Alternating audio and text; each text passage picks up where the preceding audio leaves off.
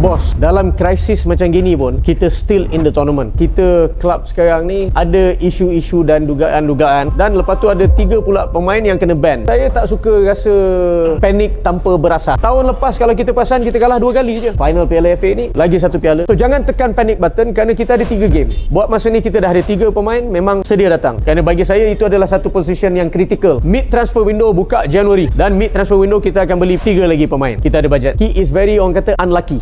Memang betul-betul tak bernasib baik. Kita dilandakan dengan krisis ini. Klub juga tengah bekerja keras untuk mendapatkan bajet di mana kita akan mulakan pusat latihan baru kita. So saya dah cakap berkenaan dengan prestasi pemain-pemain. Nombor 2, gunakan apa yang ada. Nombor 3, cuba meningkatkan pasukan by mid transfer window Januari. Push seberapa jauh yang kita boleh pergi dalam ACLE. Negativity ni tidak akan menyelesaikan apa-apa masalah pun boleh juga.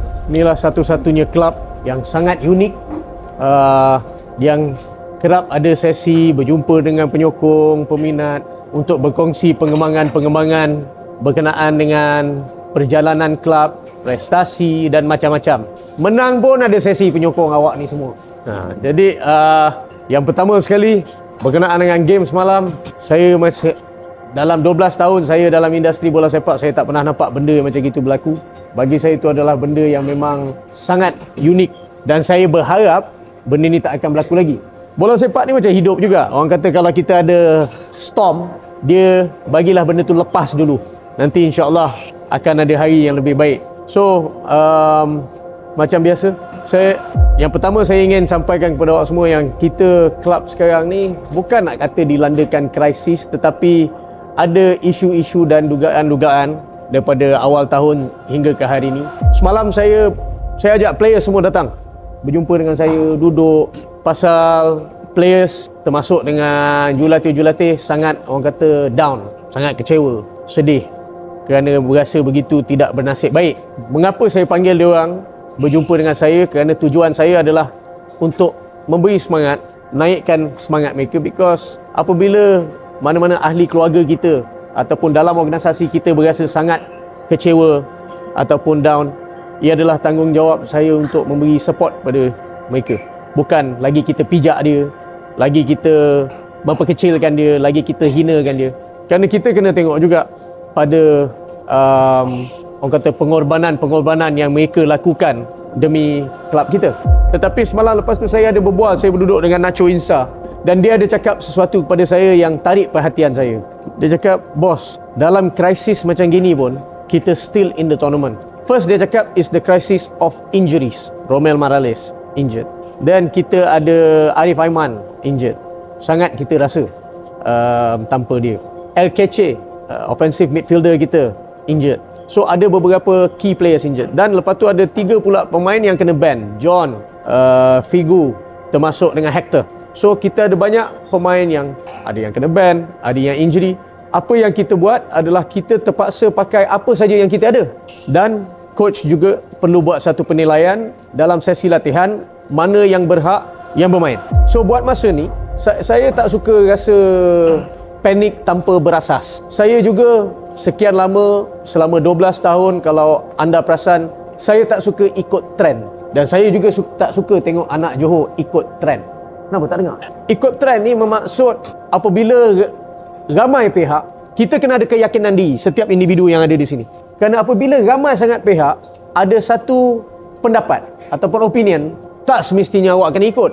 Tetapi kalau boleh, buat satu penilaian tu berasas dengan fakta dan penilaian sendiri on paper. Itu lebih baik bagi saya daripada kita ikut. Itu bukan Johor punya style. Mungkin negeri lain ada cara-cara tersendiri, pasukan-pasukan lain ada cara tersendiri. Tetapi macam mana yang saya katakan, awak perlu ada identiti awak sendiri, self-esteem, confident. Jangan terikut-ikut pihak-pihak lain. Kalau kita nak menghukum mana-mana pemain ataupun mana-mana jurulatih, biarlah berasas apabila kita tidak menang apa-apa ke, ataupun kita dalam satu krisis. Tahun lepas kalau kita perasan, kita kalah 2 kali je. Mana ada kelab bola sepak kalah 2 kali? Jadi kalau kita tengok pada tahun ni pun, kita tengok berapa banyak gol kita score, and then kita dilandakan krisis. Jadi apa yang Nacho Insa cakap semalam, saya tertarik.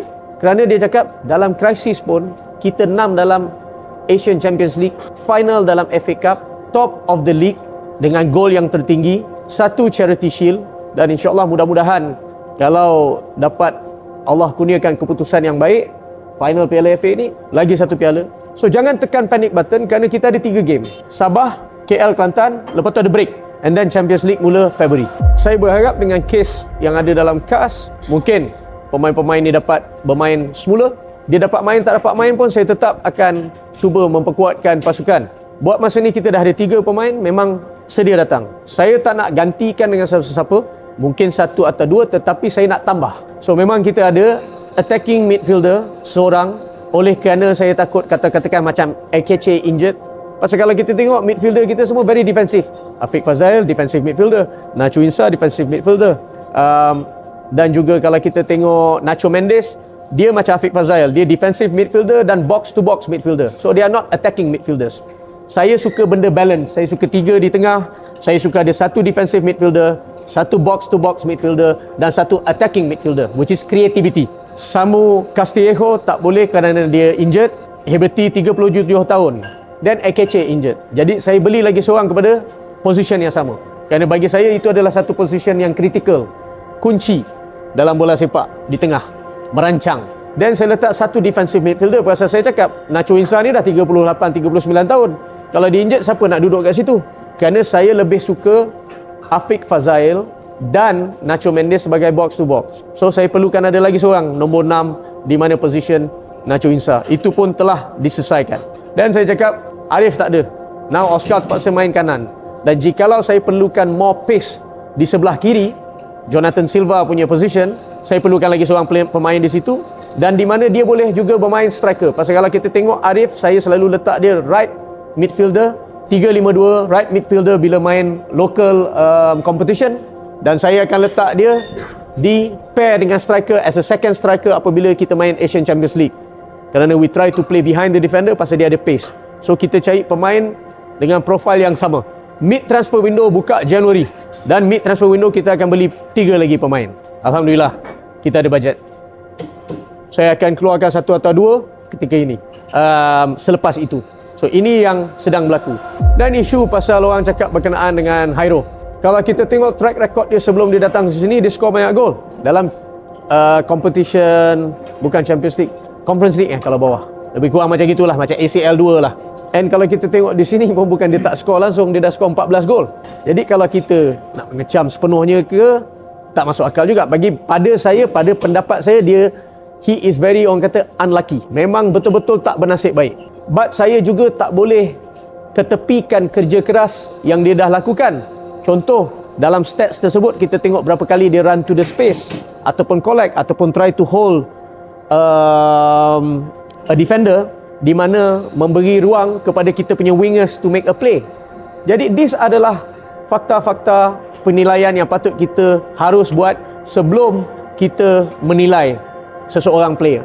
Memang tak nampak cantik, tetapi kalau kita tengok Bergson is very clinical dalam box, scoring goals, tetapi dia punya work rate tak setinggi macam Hairo. Dia tak banyak press macam Hairo. Jadi setiap pemain atau striker ada different character, dan kita harus identify di mana kekuatan mereka, di mana kelemahan mereka. Lepas tu kita patut balancekan the squad. Ini yang kita tengah buat. Tetapi macam mana yang saya katakan, kita dilandakan dengan krisis ini. Jadi di sini kita terpaksa buat masa ini menggunakan apa yang kita ada. Tetapi alhamdulillah, perjalanan ini bukan terhenti di sini, tetapi juga kita akan ada pemain-pemain baru yang akan memberikan tonik yang baru Januari apabila transfer window dah buka. So itu akan memperkuatkan tim lagi untuk ACLE dan juga competition yang lain. Ini berkenaan dengan prestasi pasukan lah buat masa ni. Berkenaan dengan isu-isu lain tak ada. Klub juga tengah bekerja keras untuk mendapatkan bajet di mana kita akan mulakan pusat latihan baru kita awal tahun depan. Dan kemungkinan besar juga kita punya training ground yang di sini dan di Padang Mawar di Pasir Gudang tidak akan digunakan. Kita klub akan cuba mencari jalan untuk meningkatkan commercial value kita yang boleh menampungkan klub punya expenditure termasuk akademi, pembangunan dan seterusnya. Itu adalah isu berkenaan dengan JDT. Apa perancangan kita, apa yang kita akan cuba buat untuk memperbaiki dan apa situasi terkini dalam JDT. Selain daripada itu, saya pun rasa dah clear ataupun ada lagi apa-apa soalan ini. Tapi dah clear kan, betul? Saya cover all aspect yang awak nak tahu. Ke ada aspek-aspek lain yang mana penyokong ingin tahu? So saya dah cakap berkenaan dengan prestasi pemain-pemain. Nombor 2, gunakan apa yang ada. Nombor 3, cuba meningkatkan pasukan by mid transfer window Januari. Push seberapa jauh yang kita boleh pergi dalam ACLE dan juga cuba menang FA Cup kalau ada rezeki, insya-Allah. Bagusnya alhamdulillah klub ni sentiasa mencipta sejarah. Dia orang kata dahagakan kejayaan seolah-olah dia tak pernah ada kejayaan. Ini adalah mentality dan mindset yang saya kerapkan. Be supportive, stay positive. Cuba kita bukan nak kata lupakan, tetapi negativity ni tidak akan menyelesaikan apa-apa masalah pun. Positivity adalah jalan dia. So kalau kita nak fokuskan 2 benda negatif, jangan terlepas pandang dengan 20 benda yang positif. Itu bagi pandangan saya.